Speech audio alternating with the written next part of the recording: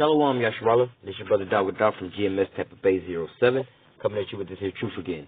First and foremost, I want to give all praises unto Yahweh, Ba'ashem Yahweh Shah, Waharakah Kadash, double honors to the apostles and elders of Great Millstone that taught me this truth and that ruled well. And salutation and much love for you, I can pushing this truth and sincerity on the four corners of the earth. Alright, I'm going to try to jump into this lesson again, re-record it. Nevertheless, we're going to just jump right on into the scriptures, alright? Dealing with who salvation is for and who salvation is not for, alright? So we're going to jump off into Isaiah 45 and verse 17. Getting straight to the point. Isaiah 45 and 17. But Israel shall be saved in Yahweh with an everlasting salvation.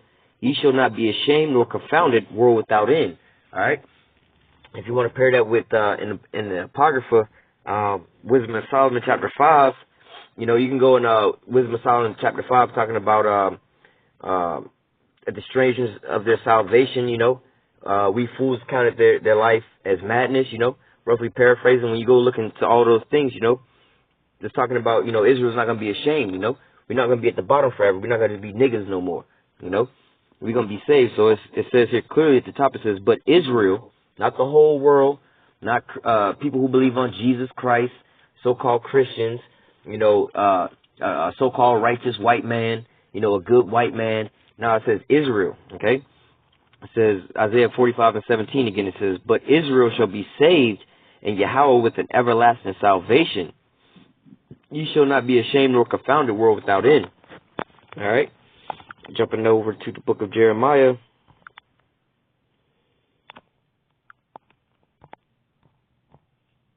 This is Jeremiah chapter 3, verse 23.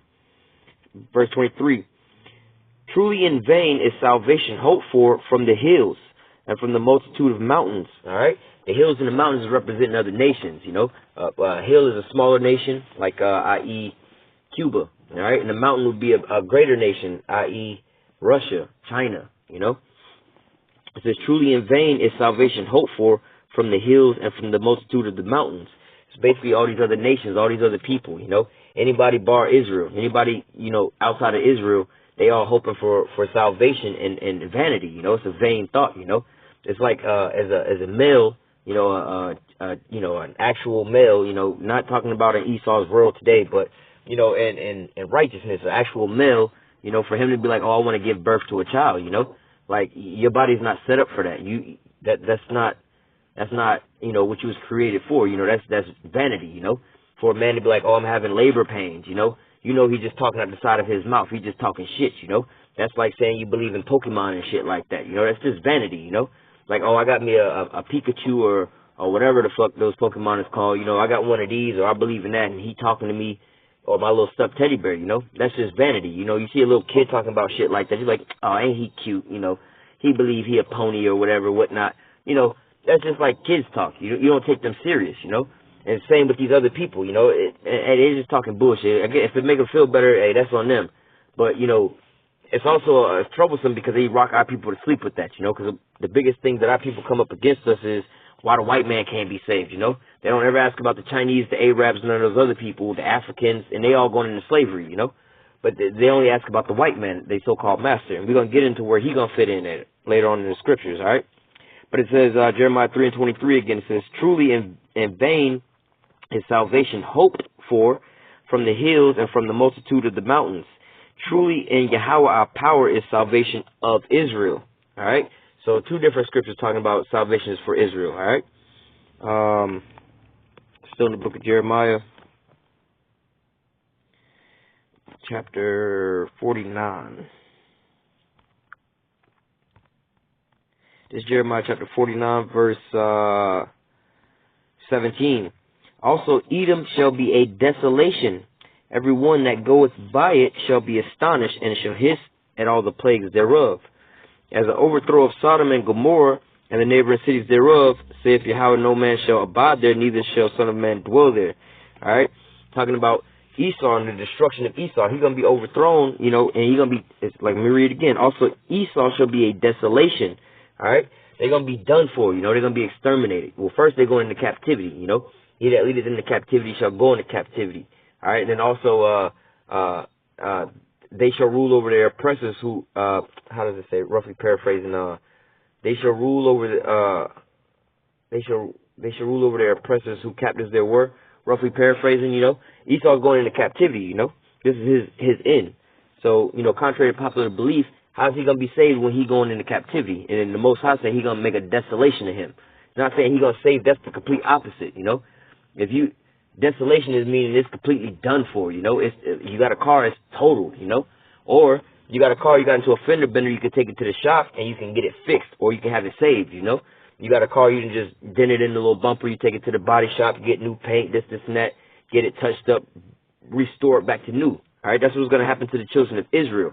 But for the rest of the people, these other nations and stuff like that, especially Esau, all right, he's the only nation that's going to be basically like he got into a car accident and there's a total loss.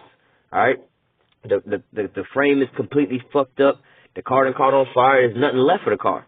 It's just a big ball of scrap metal at this point in time, and it just got to be destroyed, and make room for something new. All right, and this is what's going to happen to Esau. Continuing on, in the book of Amos,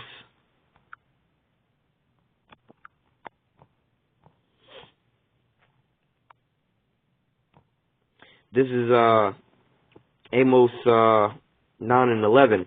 And that day will I raise up the tabernacle of David that is fallen, and close up the breaches thereof. Okay, and that's what you're starting to see with the elect starting to come back together under the banner of great millstone, starting with the apostles on down. All right, and I will raise up his ruins, and I will build it as in the days of old. All right, so he's building us back up and restoring us back to our glorious state, more or less to say, like the analogy with the car, you get your car restored back to its original state, that they may, and then what are they going to do once, you get your car fixed? What are you going to do now? All right. You had a race car, you done wrecked your car on a racetrack, you fixing it back up so it can get back to its proper state to go back out and race, to do what it was built for, all right? And so it says the tabernacles of David is going to be raised back up for what reason? Verse 12, that they may possess the remnant of Edom, okay? The remainder of Edom, the ones that's left over after, this great destruction is coming, all right? That they may possess the remnant of Edom and all of the heathen, which are called by my name, saith Yahweh, that doeth this, all right? So Esau gonna be, basically he gonna get ran through it first, and the remnant of them is gonna be taken into captivity. All right, and after 1,000 years of their captivity, they're gonna be exterminated forever. All right.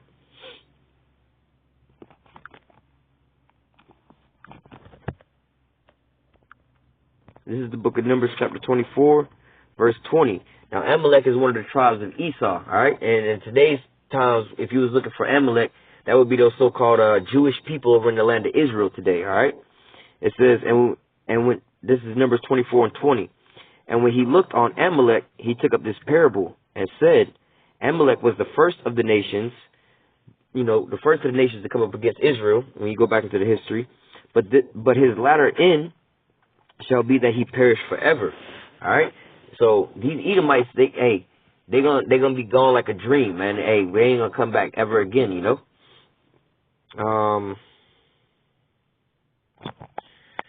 if I might have time for that. Let me just look for it real quick. I think it's in the book of Job, chapter 9, verse.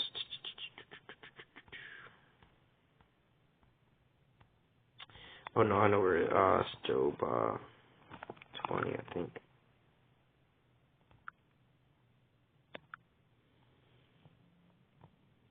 God.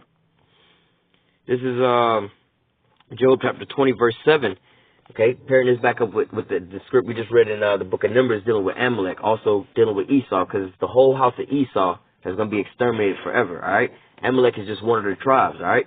That's like saying, of the children of Israel, the whole children of Israel is going into captivity. Well, what can you say about the tribe of Judah? Well, shit, if they're part of the children of Israel, they're going into captivity too, So that's dealing with, Amalek versus Edom. Amalek is just a portion of Esau, all right, or Edom. But it says, Job 20 and 6, though his excellency mount up to heavens, just like we read, I believe, in the book of Isaiah, or Obadiah, says, though his excellency mount up to the heavens, his head reach into the clouds, yet he shall perish forever like his own dung. Yeah, so if you could just imagine, not the last shit you took, but the shit before that shit, right? When you got done taking that shit and you flushed the toilet, right? Did you ever think about where that shit went? Do you think right now where that shit is sitting at? You don't even think about that. As soon as you flush that toilet, as soon as you get up, you don't even think about it. You hit the the handle and the damn shit go down the drain and it's gone. You don't think about where it's at, how it's doing, where it's sitting, who it's beside, the condition that it's in, and none of that shit. You just, hey, I forgot I took a shit yesterday, you know? I don't even remember nothing about that. It's gonna be like Esau. He's gonna vanish like his shit, you know? And if you can't wrap your head around it, just like the analogy they're giving here, he's gonna disappear like his own dung, you know? Think back to the shit that you took 2 weeks ago. It's kind of hard to even remember that, which day it was on, what time it was, or whatever, whatnot, and then try to think about where that shit is sitting at now and the condition is in. You ain't even thought about no shit like that before, you know?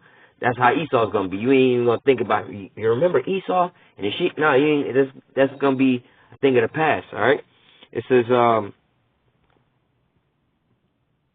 Yet he shall perish forever like his own dung. They which have seen him shall say, where is he? You know, they're going to be like, damn, whatever happened? Wasn't there a goddamn Edomite, a devil walking around on this earth? You know, at one point in time, whatever happened to him? Verse 8, he shall fly away as a dream and shall not be found. Yea, he shall be chased away as a vision of the night. Okay? So basically saying like, you having a dream, right? Whether it be a good dream or a bad dream, you know, you having a dream, or especially like if it's a good dream, you know, and it's something good and excited or something, whatever, you wake up and then you forget what your dream was all about, you know, there's no way of ever going back to try to find that dream, you know? Like, it's not written down nowhere. You can't even go to try to, where would you even start to search for that?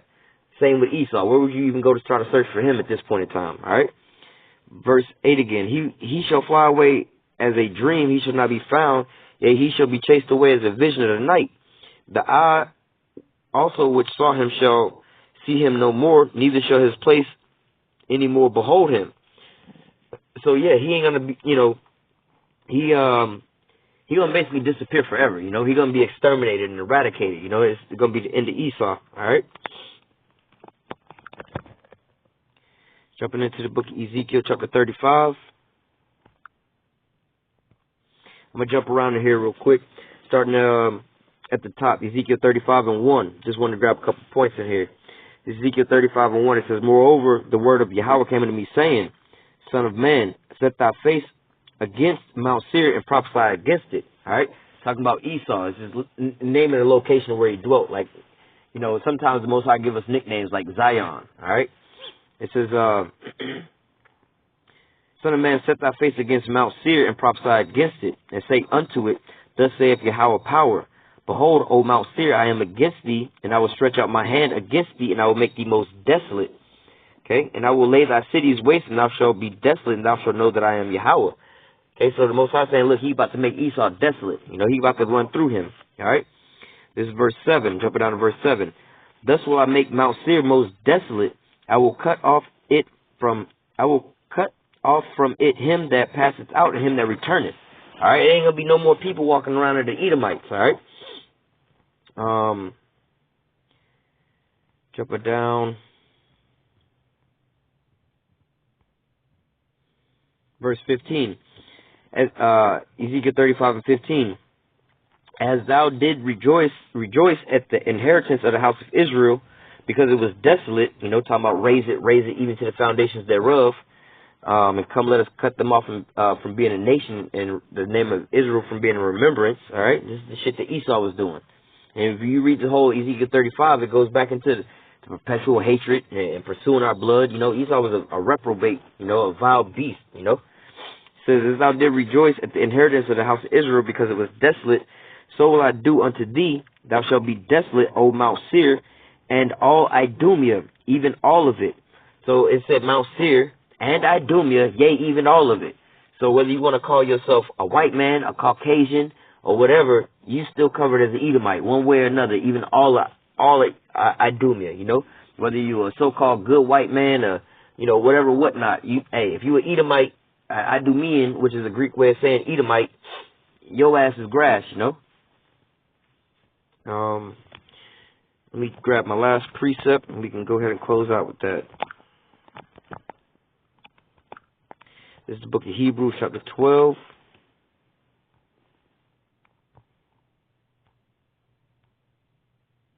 And 16. Lest there be any fornicator or profane person is Esau, who for one morsel of meat sold his birthright. Yeah, so he ain't have patience, faith, none of those things, you know. So he was a profane person, you know, who sold his birthright for one morsel of meat, all right. Now this is where he fucked up at, you know. He's starting to realize he fucked up. It says, verse 17, for ye knew how that afterwards when he would have inherited the blessing, he was rejected. You see, the Most High rejected his ass, all right? So there's no way he's going to get salvation, because the scriptures here say specifically, you know, calling him out. Well, what if he is so-called good white man? All Idumea, all these so-called white people, all right, they're going to be a desolation. Then it also says, for you know that afterwards when he would have inherited the blessing, he was rejected, all right? So he got rejected, for he found no place of repentance, though he sought it carefully with tears. Yo, he tried to cry out and call out to the Most High, but the Most High didn't want to hear none of that. He was like, nah, nigga, your ass is grass, you know? So, again, contrary to popular belief and contrary to popular Christian teachings, you know, everybody can't be saved, you know? Those who just believe on the name of Jesus Christ can't be saved, you know? That ain't what it's talking about. The only people who have a chance for salvation is you have to be of the stock of the children of Israel, okay? And above that, you got to be a part of the elect, the 144,000 or the 1/3, all right? And, you know, and if you're not from the children of Israel, you ain't getting no salvation. And, you know, the only question that really arises up, you know, because ain't nobody checking for any of the other nations, you know, like the Hamites, the Africans, the Chinese, you know, nobody asking, well, are they going into slavery? Why they got to go, you know, why they can't be saved, you know? You know, to squash all that, look, all Idumea, they going to, you know, they getting exterminated. There ain't no place of repentance found for them, you know? And he was rejected. So there's no way, like the scripture say, heaven and earth are going to pass away before any of these words pass away. All right. So, you know, you can get out of your mind, emotions, and the feeling and just deal with the word as it say, you know. And though hand joined in hand, the wicked shall not go unpunished. So even if you want to not believe in this as being as an Israelite, you don't want to believe in this, you want to cleave unto these so-called white people because you think that this is racist or whatever. Well, most I say your ass is grass with their ass too. You want to go over there and love your master, you can die with your master. All right. With that, I'm going to go ahead and close out. Lord willing, this lesson was edifying. Until next time, I say, Kal Halal Yahweh, Bahashim, Yahweh Shah, Waha Rakal Kadash. Double honors to the apostles and elders, a great millstone that taught me this truth and that rule well. And salutation and much love for you, I can pushing this truth and sincerity on the four corners of the earth and enduring afflictions. Stay strong. Shalom.